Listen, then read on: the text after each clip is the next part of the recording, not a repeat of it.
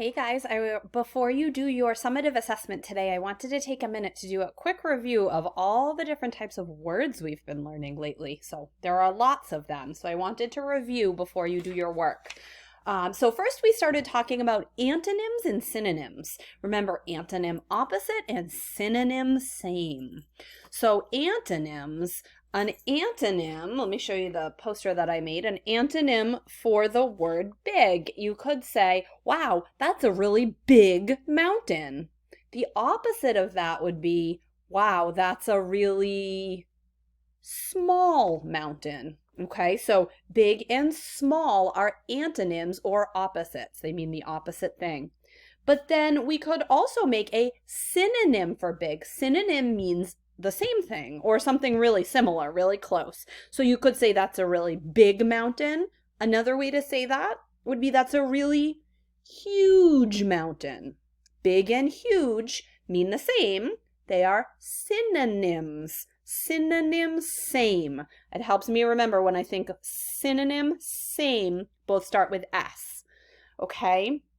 Back to antonym opposite.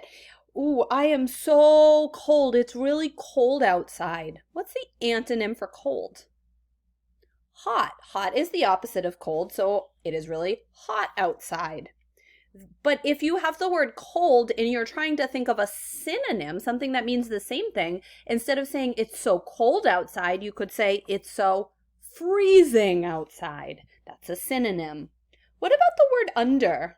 If I say my fork fell under the table, what's the opposite of under the table?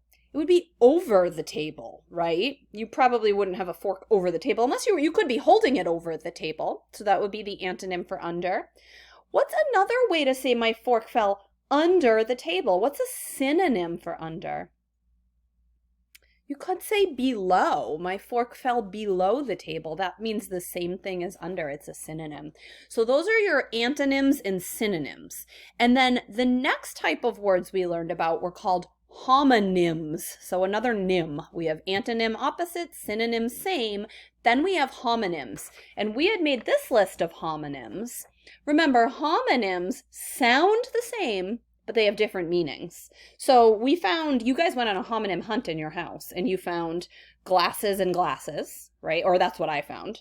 So I had several glasses that you can put water in, and then I also had eyeglasses to wear on my face. Mouse and mouse, like the mouse on your computer or the little animal that runs around. And wood, so the type of wood that you get from a tree, and then would you like to join me? So some of my homonyms are spelled the same and some are spelled differently, like wood and wood. Okay, so remember, homonyms, two words that sound the same but have different meanings. They mean two different things. And then the last type of words we learned about were compound words. We did our compound word hunt, and that's when we took two little words and we put them together to make one big word. Okay, so compound words, the list I showed you last time was book plus shelf makes bookshelf. Bookshelf is a compound word. Hair plus brush, hairbrush. Tooth plus paste, toothpaste.